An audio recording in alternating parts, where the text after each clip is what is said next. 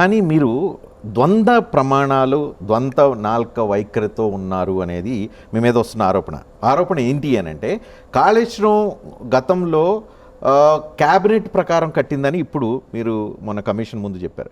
కానీ గతంలో మాత్రం కేసీఆరే మొత్తం అంతా కాళేశ్వరం డిజైన్ చేసింది ఆయనే, దానికి రూపశిల్పి ఆయనే అని చెప్పి గతంలో మీరు చెప్పారు. ఎందుకు ఈ డబల్ స్టాండర్డ్ ఎందుకు?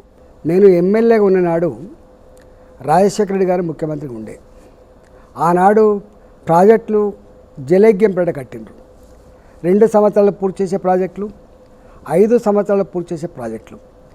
ఆనాడే తుమ్మిడిహట్టి చేవెళ్ళ ప్రాజెక్టు ఎజెండా మీదకి వచ్చింది.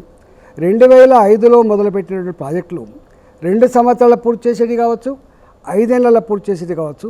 కానీ 2014 వరకు కూడా ఎక్కడ తుమ్మిడిహట్టిలో తట్టెడు మట్టి కూడా తీయలేదు.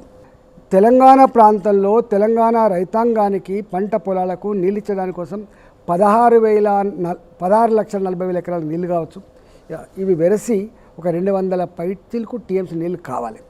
కానీ అప్పుడు వీళ్ళు కట్టేది మాత్రం 160 టీఎంసీల కోసం అని చెప్పి పర్మిషన్ తెచ్చుకున్నారు. కానీ ఎక్కడ కట్టలే. ఎందుకు? ఆనాడు మహారాష్ట్రలో కాంగ్రెస్ పార్టీ అధికారం ఉంది, కేంద్రంలో కాంగ్రెస్ పార్టీ అధికారం ఉంది, ఇక్కడ కూడా కాంగ్రెస్ పార్టీ అధికారం ఉంది. కానీ తెలంగాణ ప్రాజెక్టులు పూర్తి చేయడంలో కాంగ్రెస్ పార్టీకి ఉన్న నిజాయితీ ఎంతో దీన్ని బట్టి మనకు అర్థం కావాలి. అంటే వీళ్ళకి తెలంగాణ ప్రాజెక్టుల పట్ల నిజాయితీ లేదు, కట్టాలనే చిత్తశుద్ధి లేదు. కేవలం ఆనాడు మేము 2009లో మహాకూటమి ఏర్పడ్డది, మీకు ఐడియా ఉండాలి. మహాకూటమిలో మేము పోయి స్వయంగా ఢిల్లీలో పోయి ఒక బుక్ ఇచ్చి వచ్చినాం. ఇది జలయజ్ఞం కాదు, ఇది ధనయజ్ఞం అని చెప్పి, రాజా ఆఫ్ కరప్షన్. ఆ బుక్ టైటిల్ పేరు రాజా ఆఫ్ కరప్షన్ అని చెప్పి మేము ఆనాడు ఇచ్చొచ్చినాం.